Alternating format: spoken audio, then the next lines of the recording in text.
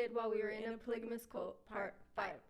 So, direction in marriage, which was basically just us being manipulated and gaslit into a marriage with someone that we didn't actually want to marry, but we thought we did. Mm-hmm. They kind of gave you an illusion that you had like choices. So essentially, when Hello, God.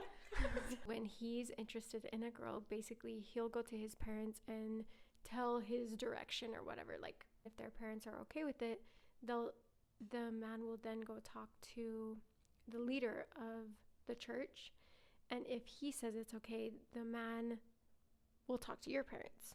And they're like the last gatekeeper to them being able to have a conversation with you.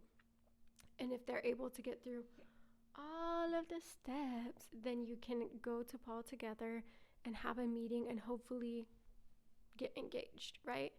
If it's not what Paul wants, then like if it's not what the leader wants, then they'll say, oh, are you sure that's the direction? Okay, maybe you should pray harder or fast more. And so people are doing these 3-day fasts trying to get the direction from the Lord, when in reality it's just if Paul wants to say yes or no to that marriage.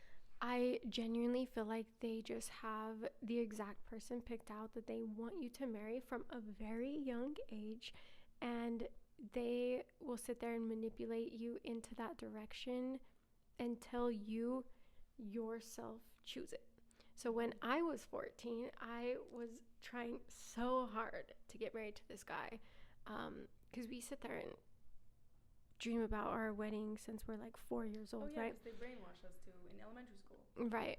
So my parents said yes. Everybody said yes because they knew that I was the problem child and they didn't want me to leave. So we made it to the last step of talking to Paul, and he was like, you should pray some more. So I was sitting there doing 3-day fasts, which is no food, no water, nothing, to get close to the Lord, which I feel like just meant like hallucinations because you're so hungry and tired and thirsty.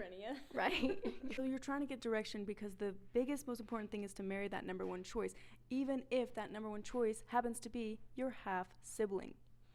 Go to my TikTok for part 6 where we can talk about incest.